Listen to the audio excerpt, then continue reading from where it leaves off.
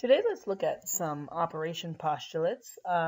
These are postulates and theorems, really, that involve the four basic operations: add, subtract, multiply, and divide, but they involve them in a geometric context.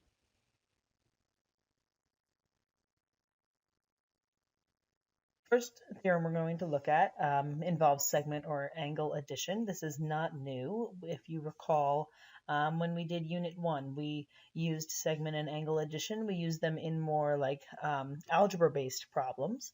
But here we're going to present a more formal theorem that allows us for use in geometric proofs. So if a segment is added to two congruent segments, then the sums are congruent. So if we are given that segment AL is congruent to segment EC, we can conclude by segment or angle addition, by segment addition in this case, that AE is congruent to LC. Because if we add segment LE to AL and we add that same segment to EC, the resulting segments will also be congruent. Likewise, we can do the same thing with an angle. If we take an angle and add it to two congruent angles, then the sums must be congruent. So if we know that angle OSF is congruent to angle ASI, we can conclude that with the addition of that middle angle there, that angle FSI, we can conclude that OSI is congruent to angle ASF.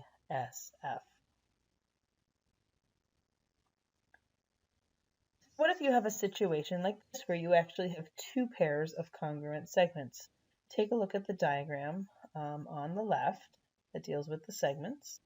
We have segment DA and segment IE are congruent to each other.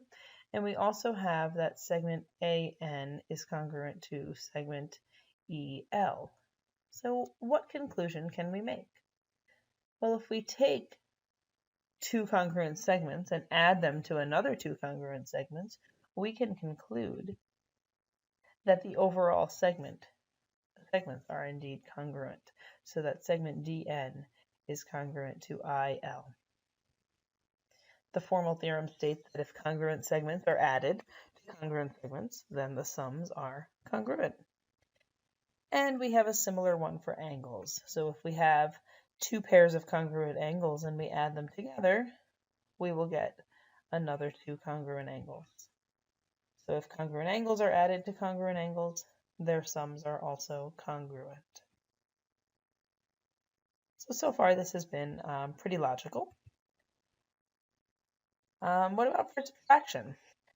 Well, since subtraction is really just adding the opposite, subtraction and addition are really the same operation, we can apply subtraction to segments and angles as well. So if we know that segment DE is congruent to segment WR, we can actually conclude that DR and WE are also congruent by subtracting segment RE from them. So if a segment or an angle is subtracted from congruent segments or angles, the differences are congruent. So essentially, if we're using addition, we're going to be going from smaller segments or angles to larger segments or angles. If we're using subtraction, we're going from a large segment or angle to a smaller segment or angle.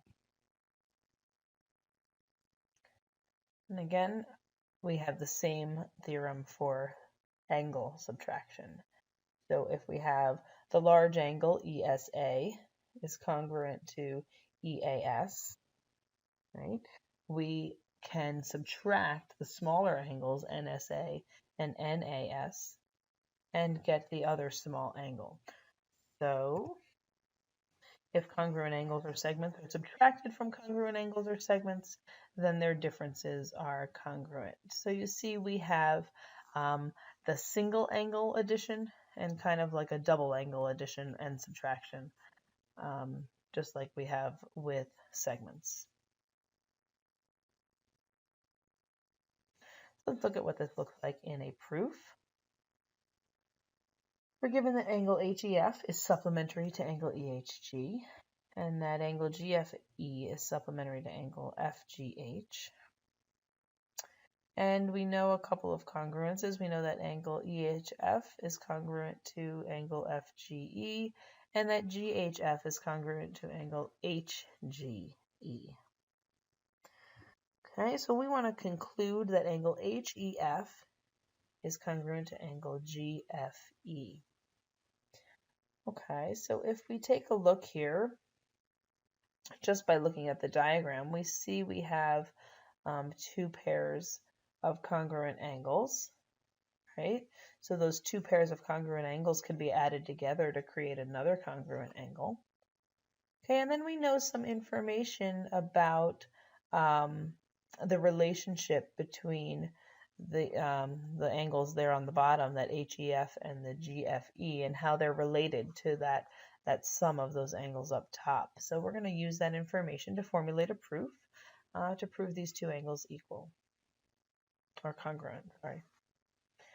Okay, so we start with all of our given information in this case. You can see all of those four pieces of given information listed there in order.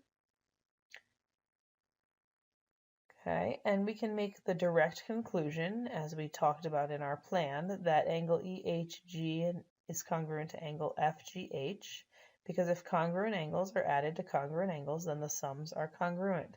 That was that second instance of the addition property. We can simply call this addition property, but that was that second instance when we were dealing with multiple angles.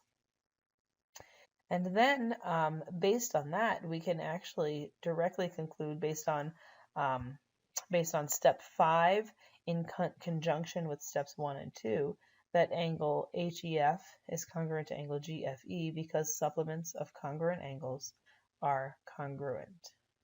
Okay, so if we know that HEF is supplementary to EHG, and we know that GFE is supplementary to FGH, we can conclude that those two angles are indeed congruent.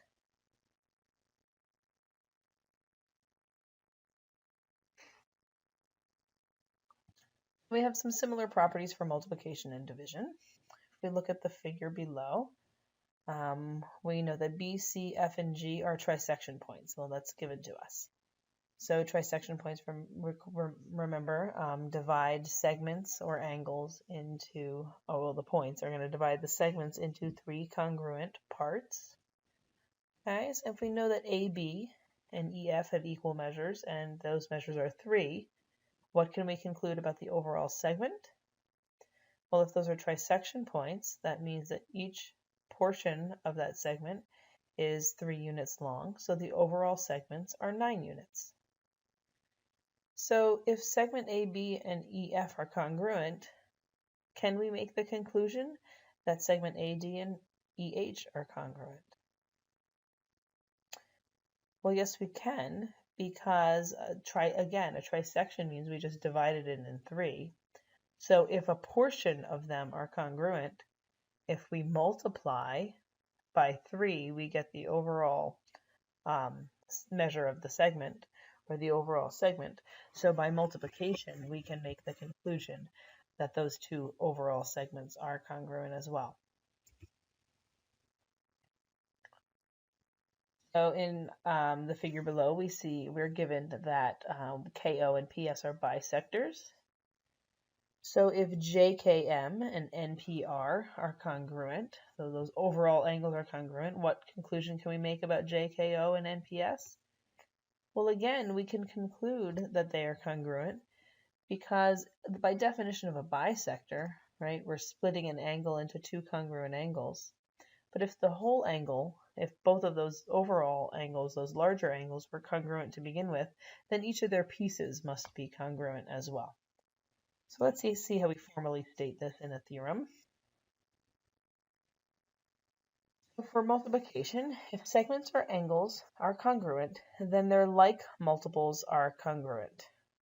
Okay, so if you know that a piece of a bisected or a trisected segment or angle is congruent to another piece of a bisected or trisected segment or angle, then all of the pieces, like the overall pieces all together, must also be congruent by multiplication. And likewise, if segments or angles are congruent, then their like divisions are congruent. Okay, so if we know we have two congruent segments that have been bisected, we can say that those bisected segments, those smaller segments, are also congruent. Okay, so for multiplication, if we're going to use multiplication, we're going from smaller segments or angles to bigger ones. And if we're going to use division, we're going from big to small. And if you're going to be using multiplication or division, you're going to want to look for uses of the word bisect or trisect, or anything that indicates that something has been divided evenly. All right, here's a sample proof. We are told that NOP is congruent to angle RPO. And then we are told that PT bisects RPO and that OS bisects NOP. And further, we're told that angle NSO is complementary to angle 1 and that angle RTP is complementary to angle 3. And our goal is to prove that NSO is congruent to RTP. Okay, so we're going to start with the first three pieces of given information, right? And if we look at those three pieces of given information, we're told that overall angles are congruent, and then we're told that we have some angle bisectors there.